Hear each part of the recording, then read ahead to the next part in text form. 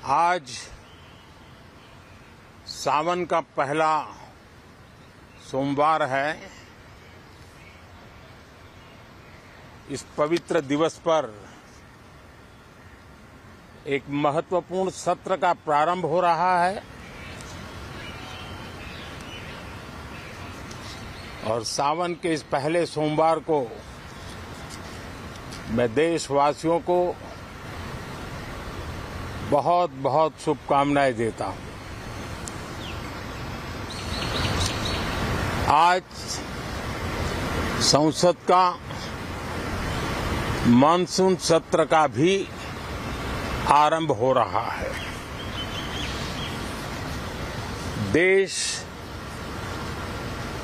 बहुत बारीकी से देख रहा है कि संसद का यह सत्र सकारात्मक हो, सृजनात्मक हो और देशवासियों के सपनों को सिद्ध करने के लिए एक मजबूत नींव रखने वाला हो। साथियों, भारत के लोकतंत्र की जो गौरव यात्रा है उसमें ये एक महत्वपूर्ण पड़ाव के रूप में मैं देख रहा हूं। व्यक्तिगत रूप से मुझे भी, हमारे सभी साथियों को भी ये अत्यंत गर्व का विषय है कि करीब 60 साल के बाद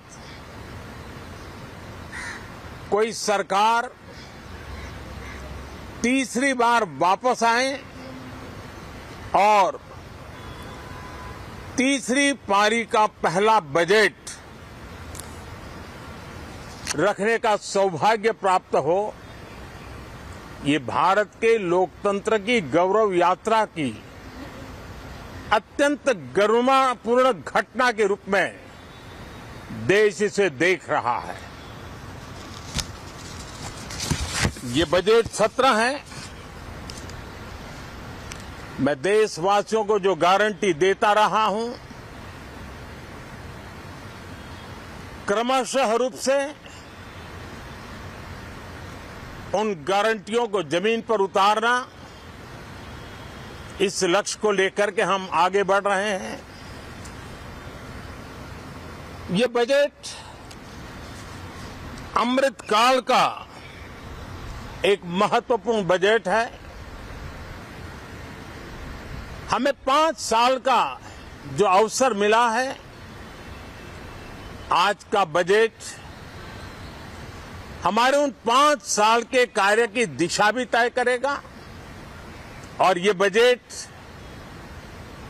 2047 जब आजादी के 100 साल होंगे तब विकसित भारत का जो हमारा सपना है, उस सपने को पूरा करने की मजबूत नींव वाला बजट लेकर के हम कल देश के सामने आएंगे।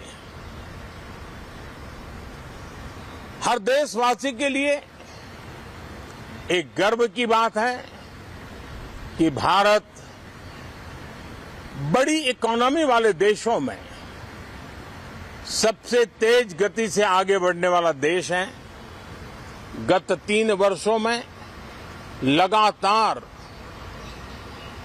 8% ग्रोथ के साथ, 8% ग्रोथ के साथ हम आगे बढ़ रहे हैं, हम ग्रो कर रहे हैं। आज भारत में पॉजिटिव आउटलुक, इन्वेस्टमेंट और परफॉर्मेंस एक प्रकार से अपॉर्चुनिटीज की पीक पर है। ये अपने आप में भारत की विकास यात्रा का एक अहम पड़ाव है। साथियों, मैं देश के सभी सांसदों से किसी भी दल के क्यों न हो, मैं आज आग्रहपूर्वक कहना चाहता हूं कि हम गत जनवरी से लेकर के हम लोगों के पास जितना सामर्थ्य था, उस सामर्थ्य को लेकर के जितनी लड़ाई लड़नी थी लड़ ली। जनता को जो बात बतानी थी बता दी। किसी ने राह दिखाने का प्रयास किया, किसी ने गुमराह करने का प्रयास किया, लेकिन अब वो दौर समाप्त हुआ। देशवासियों ने अपना निर्णय दे दिया। अब चुने हुए सभी सांसदों का कर्तव्य है, सभी राजनीतिक दलों की विशेष जिम्मेवारी है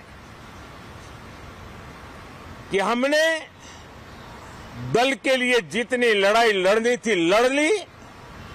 अब आने वाले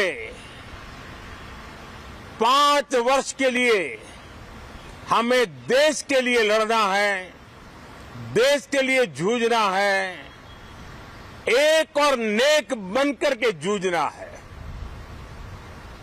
मैं सभी राजनीतिक दलों से भी कहूंगा कि आइए हम आने वाले 4 साढ़े 4 साल दल से ऊपर उठ करके सिर्फ और सिर्फ देश को समर्पित होकर के संसद के इस गरिमापूर्ण मंच का हम उपयोग करें।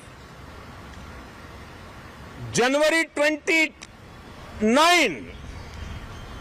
जब चुनाव का वर्ष होगा, आप उसके बाद जाइए मैदान में, सदन का भी उपयोग करना है कर लीजिए। वो 6 महीने जो खेल खेलने खेल लीजिए, लेकिन तब तक सिर्फ और सिर्फ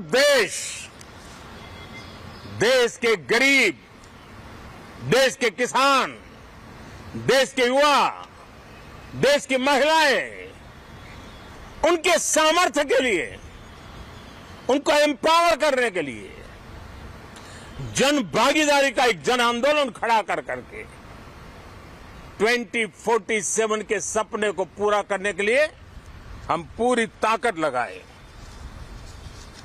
मुझे आज बहुत दुख के साथ कहना है कि 2014 के बाद कोई सांसद 5 साल के लिए आए,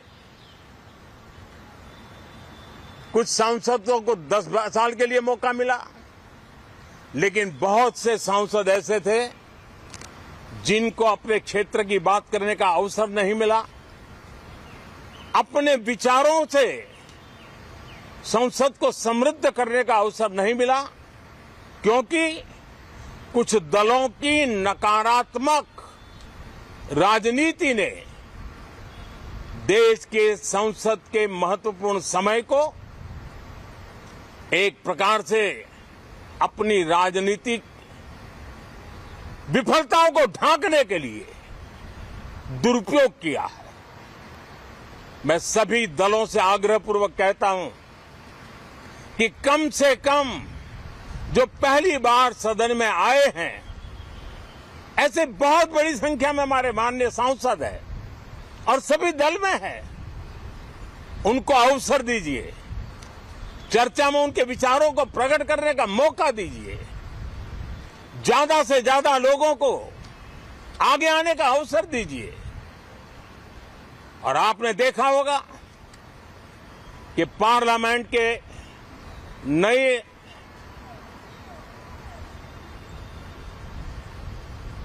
संसद गठन होने के बाद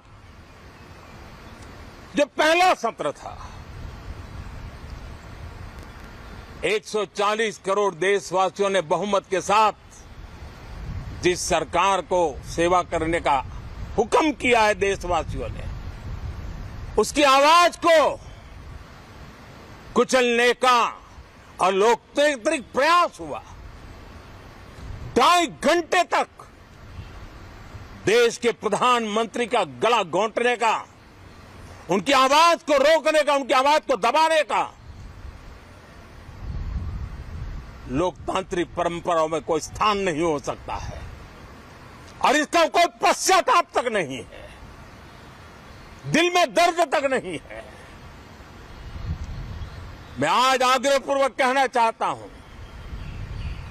देशवासियों ने हमें यहां देश के लिए भेजा है, दल के लिए नहीं भेजा है।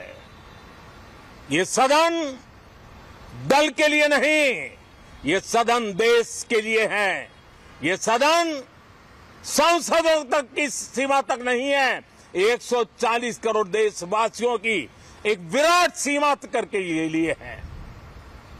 मैं विश्वास करता हूं कि हमारे सभी माननीय सांसद पूरी तैयारी के साथ चर्चा को समृद्ध करेंगे। कितने ही विरुद्ध विचार होंगे, विरुद्ध विचार बुरे नहीं होते हैं, नकारात्मक विचार बुरे होते हैं। जहां सोचने की सीमाएं समाप्त हो जाती है, देश को नकारात्मकता की जरूरत नहीं है। देश को